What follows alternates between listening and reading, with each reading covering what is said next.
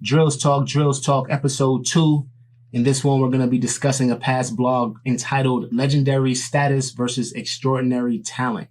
And we're going to discuss 5 reasons, 1, 2, 3, 4, 5 reasons why legendary status usually lies to us. Let's get right into it. Number 1, legendary status is a lie. It just is. Like, give you an example, legendary status, let's say in music, since, music based, I'm a musician, all that stuff. Let's say Michael Jackson, right? Michael Jackson is not only an extraordinary talent, but also have reached legendary status. And the people who grew up with him or grew up listening to him as kids, like I did, you can't really compare anybody to him. Like nowadays, maybe somebody would say that Chris Brown is just as talented, just as good as Michael Jackson was. And to people who have given them that legendary status, that sounds crazy. But if we were to compare both of them, say in the 80s, where would it be? I mean, do we really know? And I feel wrong just saying that because I've given him that status and this talk is crazy talk to me. But if I did not, then what? If a person can sing and dance just like him, Chris Brown can sing and dance. Chris Brown sells out stadiums. I mean, it's not like 80,000 people going to concerts anymore, but he sells out stadiums. He has hits. He's, a pretty big star. So does that legendary status attached to MJ sway my opinion? And not only sway my opinion, it also kind of shuns anybody to even reach that. Now, I'm also a rapper. I'm from Brooklyn, and the Notorious B.I.G., Biggie, has reached legendary status. And any comparison to him kind of sounds crazy to me. So, number 1, legendary status being a lie. And why do I think that? So, it's just not an accurate depiction of their extraordinary talent. Now, extraordinary talent can be anybody, anytime, right? And of course, talent kind of transcends time. You can hear somebody who was really talented in the 80s or the 70s or the 60s, and you can say, yeah, even now today, that's still extraordinary. But if you do not know of them, you don't assign that legendary status to them to where you can actually compare apples and apples. I think that the legendary status kind of takes away that opportunity, unless you're comparing 2 legends. And then, we'll get into that later, how legends kind of, the more time goes by, the bigger that legend is. Kind of like your parents, walking backwards to school and there's no school bus and it was snowing and the wind was going 40 miles an hour. And 3 years later, the wind was 50 miles an hour. You know what I mean? So that's what I mean by legendary status being a lie. It just you give this person this unrealistic level of greatness. And it also kind of, as you're pushing them up, pushes down any potential competition. So that's my first piece. Second piece, extraordinary talent is better than legendary status. Now, this is something I actually discussed in the blog. So if you want to read it, it'll be down in the description. The link will be down in the description. But extraordinary talent, it's very hard to obtain. Not a lot of people have it.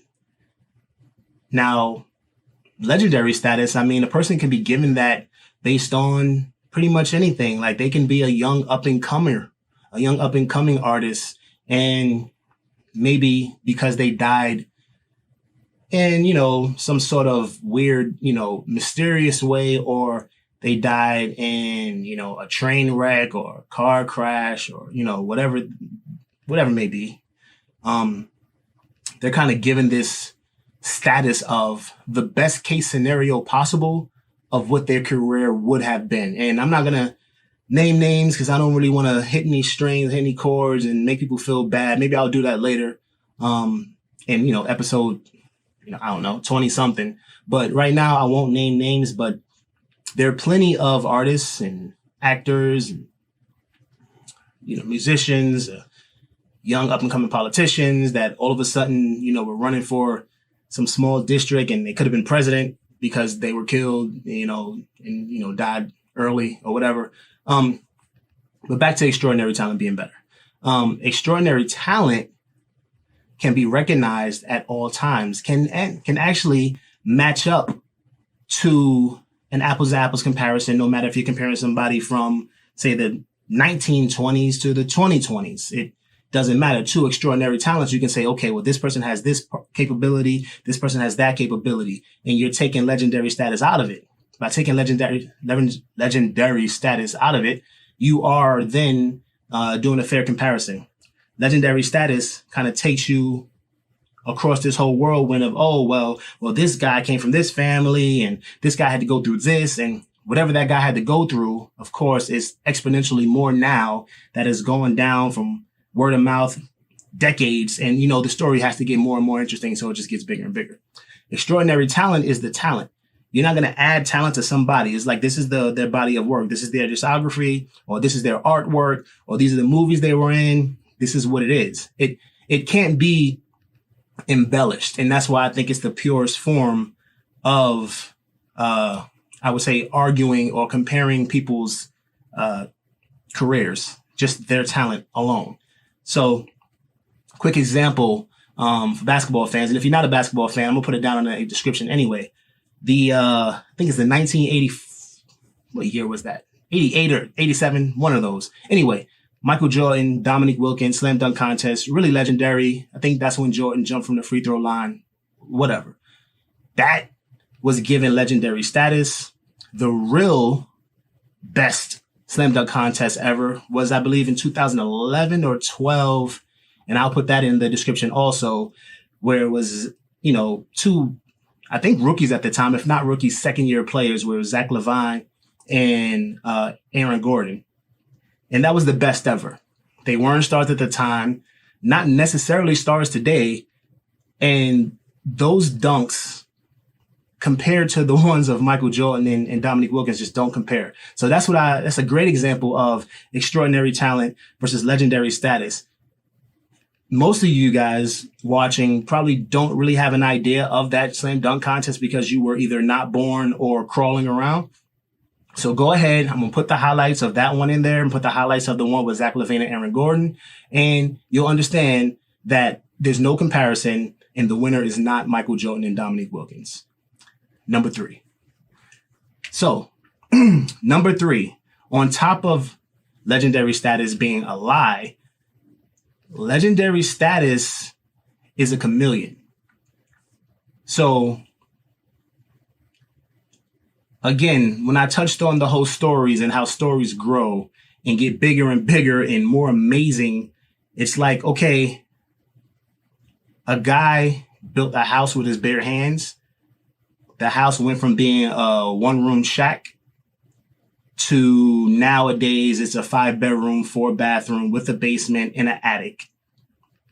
Perfect example, of how things just grow to a ridiculous story just based off of legendary status.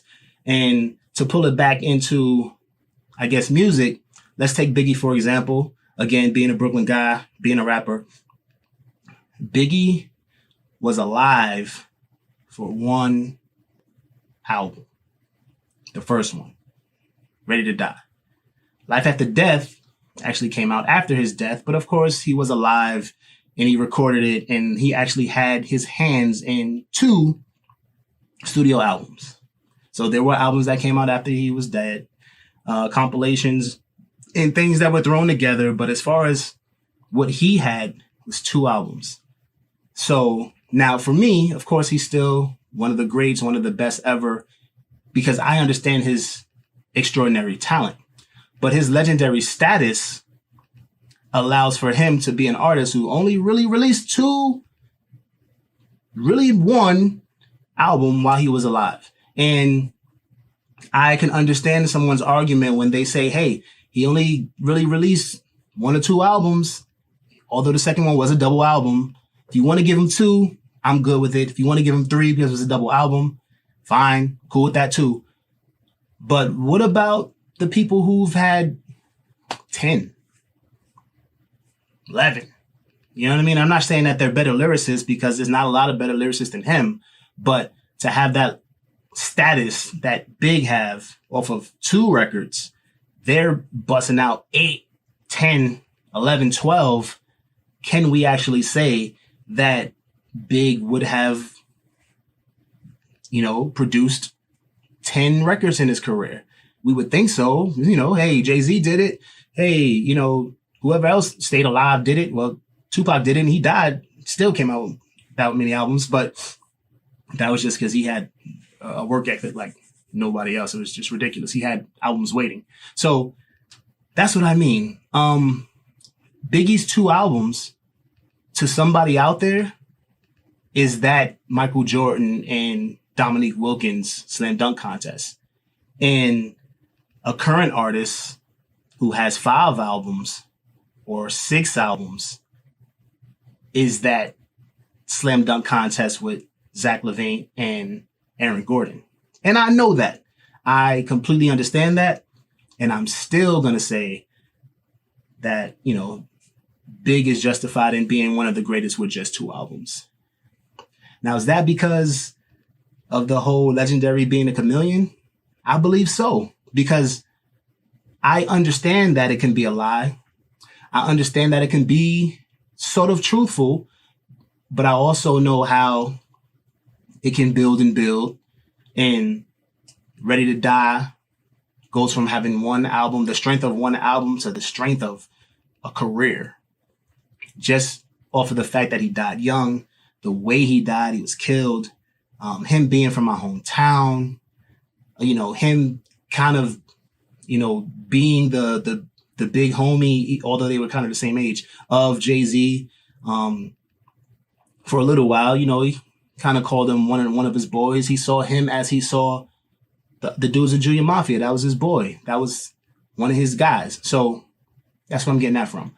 But back to the, legendary status and that being a chameleon, I want you to think of something that you just feel in your heart is the greatest thing. Like, better than sliced bread, better than whatever you think, or whatever the masses think the best is. You can do it in music. You can do it in art. It can be literature, whatever it is. It can be podcasting or vlogs, whatever you think it is. There's always that sort of legendary status. It can be because this was the pioneer. This is the first guy or the first lady doing, podcasts or vlogs. She's the best or he's the best because they did it first. But you understand that the first is not always the best. The first is normally nowhere near the best. I mean, again, going back to sports, basketball started in a peach basket. There was no net. When a made basket was made, someone had to actually poke the ball out of the basket to start over again. So we understand how the first can get legendary status and grow to this extraordinary talent in our heads. We have to understand that early on, it's usually the pioneers. Yes, they're breaking ground. Yes, they're setting the roads for everybody to soon follow, but they're usually not the best. I mean, with time, people take things and they build upon them. They get better. They get more efficient. Technology then gets thrown in there and wrapped around. And then voila, you have, Rapper's Delight. And then you have something that comes out today. And sonically, there's no comparison. Lyrically, depending on who you're listening to, there is a comparison, or Rapper's Delight is better. And those who actually rap know that there's not a lot of heavy lyricism in Rapper's Delight, but there's also not a lot of heavy lyricism in today's, whatever you want to call it. So what I'm talking about is a great duo or rap group or rapper back then, pioneer time, late 70s, early 80s, mid 80s, compared to a rapper who's doing it right today. Actually has lyricism, actually has some wordplay, good sonic sound. That's what I mean. The progression, you can hear it, you can smell it, you can feel it, everything. The bass feels different in the songs. The lyrics are clearer. everything gets better. But the people who grew up with Rapper's Delight being the first song that they heard on the radio that was hip hop, or that first song being played when, back in when they were in high school and they were in the street and it was a block party or blah, blah, blah, that nostalgia along with that legendary status, no one can ever touch that song because legendary status is a chameleon. Number 4. So number 4, extraordinary talent. Who has extraordinary talent and who deems it extraordinary? You? Yes, you. Or someone you respect who you're going to say, okay, well, they must know what they're talking about. I'm going to go ahead and I'm going to, say that that's true. So it's either yourself or someone who convinced you. Either way, that's who determines it. Now, legendary status also gets determined the same way. So where's the issue with one and not the issue with the other? Well, extraordinary talent continues to prove itself. Think about that. Legendary status tells the same stories. Legendary status has the same triumphs. Nothing's new except when the story gets more and more ridiculous. So that's why extraordinary talent, in my opinion, is a lot better. You choose who has extraordinary talent. You choose legendary status. But extraordinary talent is like a what have you done for me lately question that continuously gets answered. And legendary status gives you the same answer and you act as if it's giving you new ones. You act as if Michael Jordan did something different. Yeah, he won 6 championships and that's the same 6 championships. But then it goes from 6 championships to, he never went to game 7 either. Okay, that's cool. But, he's never played more than 2 great players at a time. Nope, never. But we see LeBron James do it, actually beat a great 73-9 team, 73-9, one better than what Jordan was, his best, 72-10. With, I would say 3 definite Hall of Famers on that team. This is before Kevin Durant got there, for people who are asking about the Kevin Durant. Nah, Kevin Durant and the Warriors beat LeBron. I understand that. But that would be 4 Hall of Famers that beat LeBron. But anyway, back to LeBron beating them. So 3 Hall of Famers, right? Hall of Fame coach also, because he will be a Hall of Fame coach. And it's extraordinary, right? How did he and his second best player, which is Kyrie Irving, beat that team? How? It's extraordinary talent. That's not legendary status. That's what makes legendary status. That's when, that 20 years, 40 years from now is going to be ridiculous when all those guys are in the Hall of Fame and we say, oh, well, those 2 Hall of Famers, if Kyrie gets there, which I think he will, beat 3 or 4 Hall of Famers, which let me name them for people who are going to go crazy. Steph Curry and Clay, which I think are the definites. Iguodala could be the maybe, and Draymond Green's another maybe. But those guys, when they're finished, are going to have so many wins, it's going to be hard to keep them out. And it's not incredibly hard. It's not a lot of snubs in the NBA Hall of Fame. There's a lot more people who are in the Hall of Fame who you're like, oh, how did they get there, than people who are not and just waiting to get in. Except Chris Webber. Hopefully soon this video will date itself because Chris Webber will be in. I hope you get in soon. All right. Number 5. I guess I'll close with number 5 being legendary status needs to go. And the reason why legendary status needs to go is because it kind of alters not only the future, but definitely the past. We think that, oh, well, legendary status is just, something we give to the greats.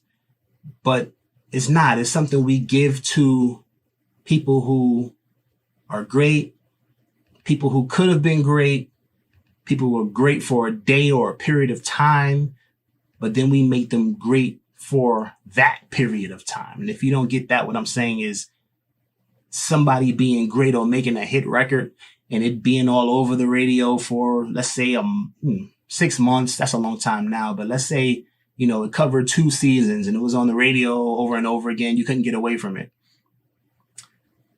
And they just kind of lingered around. That artist lingered around for a couple more years. Before you know it, they were around for 8 years, but they were really, really, really great 6 months.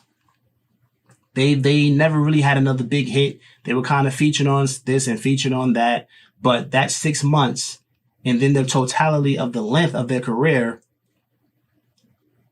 makes them a legend. And it's like, how? How are they a legend? Why are they a legend? They did something great, but they're not a legend. And we should kind of leave that alone. It's like, we have to come up with something else. We have to come up with another word. Extraordinary talent kind of works.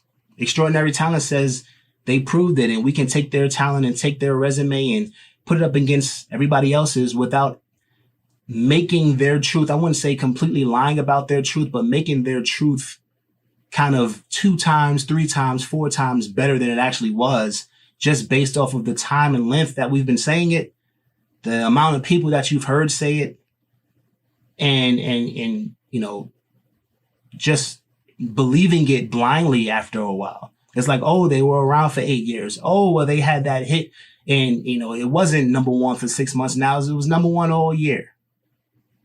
It was number 1 for almost 2 years, and no one even fights the story anymore. It's just like, yeah, man, they were great. Just go Michael Jackson's Thriller, over 30 million records. That's awesome.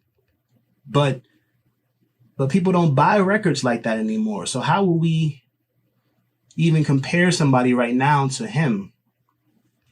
We can't. We're not even able to, based on part of his legend. It's like, it's impossible. So when you can't compare apples to apples to someone who's in the same industry doing the same thing, I think that's when legendary status kind of messes up the future in the past.